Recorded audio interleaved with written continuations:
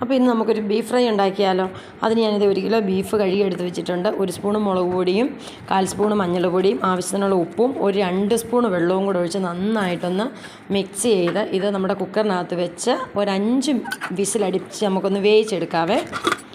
അപ്പോൾ നമ്മൾ 1 സ്പൂൺ വെള്ളം ഒഴിച്ചിട്ടുള്ളതുകൊണ്ട് അത്രയും വെള്ളം നമ്മുടെ ബീഫിനകത്ത് നിന്ന് വന്നു. പിന്നെ നമ്മൾ നല്ല ചൂടുകട്ടിയുള്ള പാത്രം എടുപ്പേ വെച്ചു. അതിനകത്തേക്ക് നമ്മൾ 2 സ്പൂൺ വെളിച്ചെണ്ണ ഒഴിച്ചു കൊടുത്തു. അതിനകത്തേക്ക് 1 കൈ തേങ്ങ കൊത്തിയത് നമ്മളിട്ട് നന്നായിട്ടൊന്ന് ചുവപ്പ് മൂപ്പിച്ചെടുത്തു. അതിനകത്തേക്ക് 1 സവോള, കറിവേപ്പില, ആവശ്യത്തിനുള്ള ഇഞ്ചി വെളുത്തുള്ളി പേസ്റ്റ് ഇതെല്ലാം കൂടി ഇട്ട് നന്നായിട്ടൊന്ന് മൂപ്പിച്ചു. ഇനി അതിനകത്തേക്ക് നമുക്ക് ആവശ്യത്തിനുള്ള പൊടി ഐറ്റംസ് ഇട്ട് കൊടുക്കാം.